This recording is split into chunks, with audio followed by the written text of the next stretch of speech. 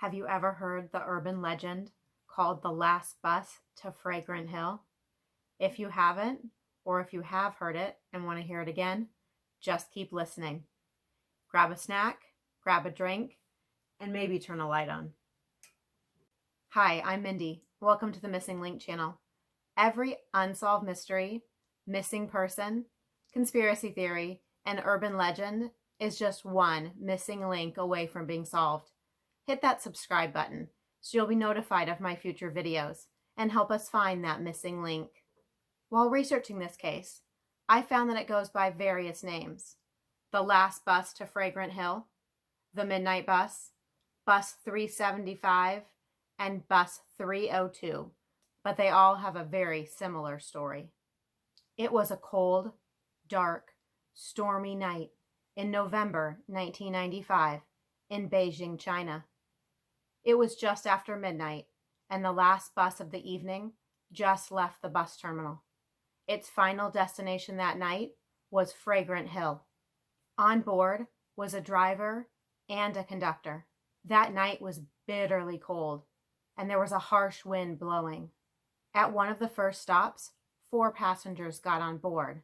The first was a young couple, and they sat directly behind the driver.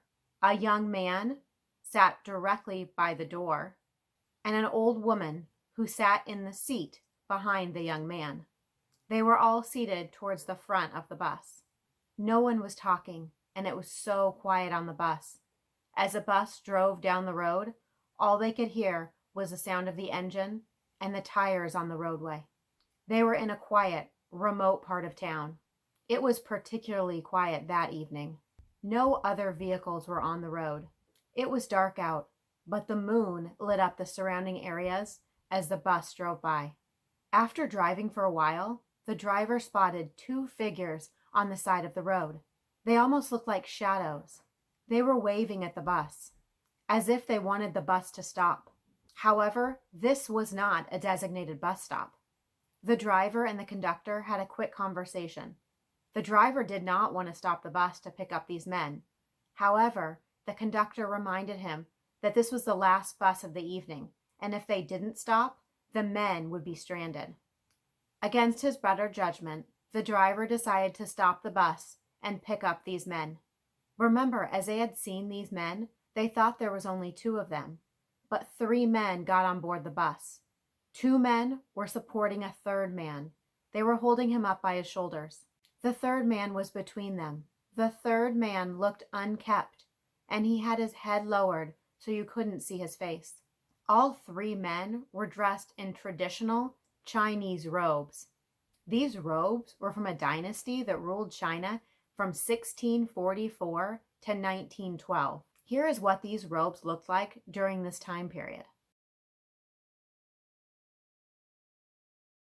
And it was so odd to see these 3 men enter the bus dressed in this type of clothing. The faces of the men looked deathly pale.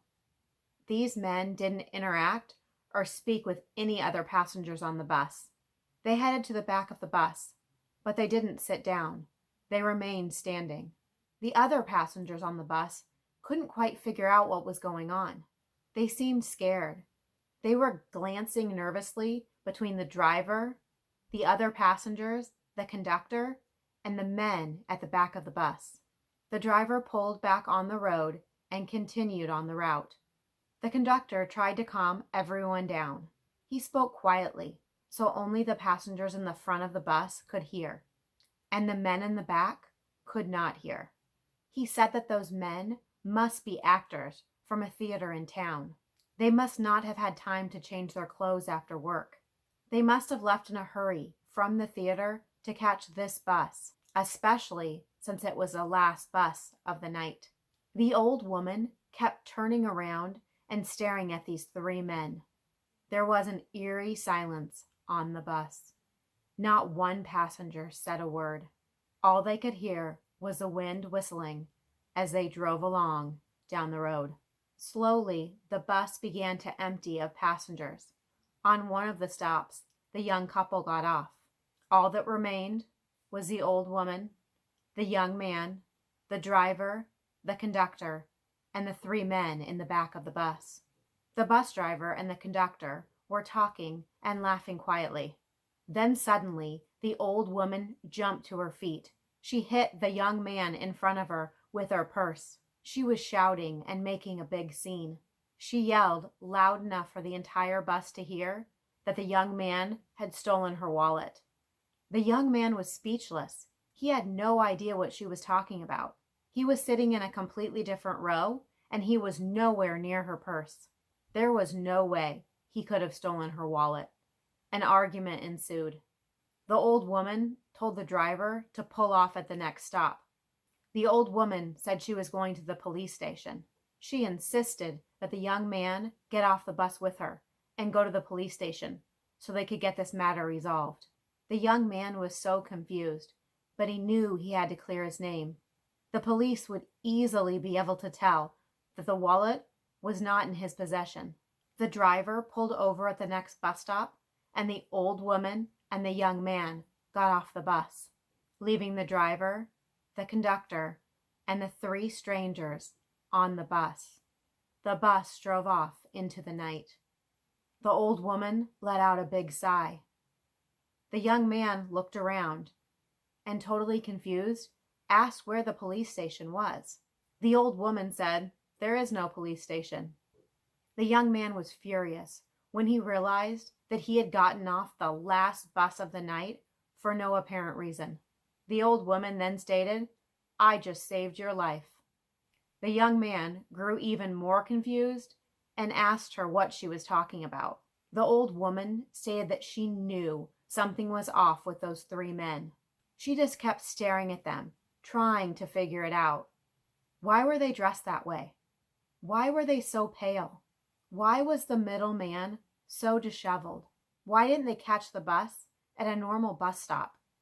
She told the young man that when she was wondering all these things, the wind blew through the windows, and it blew the robes of the men. And you know what she saw? She saw that the men didn't have any legs. She told the young man that they were ghosts. The young man didn't know what to think. He became extremely nervous and started sweating. He didn't know what to say. The old lady then called the police. When the police arrived, they interviewed the old woman, and she told them exactly what she had seen. The police thought that she was just a crazy old woman. They thought maybe she was mentally ill. However, that evening, the bus never returned to the station. The bus never made it to Fragrant Hill. It was reported missing. Not only had the bus vanished, but so had the driver and the conductor. They had never arrived home that evening. The next day, the police searched the town and the surrounding areas, but they could not locate the bus or the 2 missing men. 2 days later, the police located the bus. It was found over 60 miles away from its original destination, Fragrant Hill. It was submerged underwater in a reservoir. To everyone's surprise, inside the bus, they found 3 badly decomposed bodies: the bus driver, the conductor, and an unidentified man. The police obtained security cameras from the area. The cameras were located at the entrances to the reservoir. The police wanted to see the bus enter this area and try to figure out why it went into the water. However, the bus was never seen on the surveillance videos. In fact, nothing was out of the ordinary. It made no sense. How did the bus get into the water and not be seen on the surveillance footage? How did the bus end up in this reservoir? To this day, the mystery remains unsolved. What do you think happened? Who was the unidentified man with the driver and the conductor?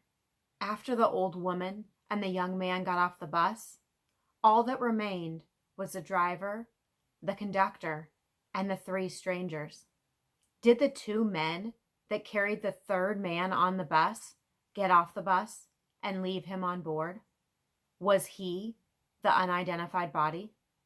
Were these two men ghosts? Did they sabotage the bus, kill the 3 men on board, and somehow make the bus end up in the water? And how did the bus get by the surveillance cameras?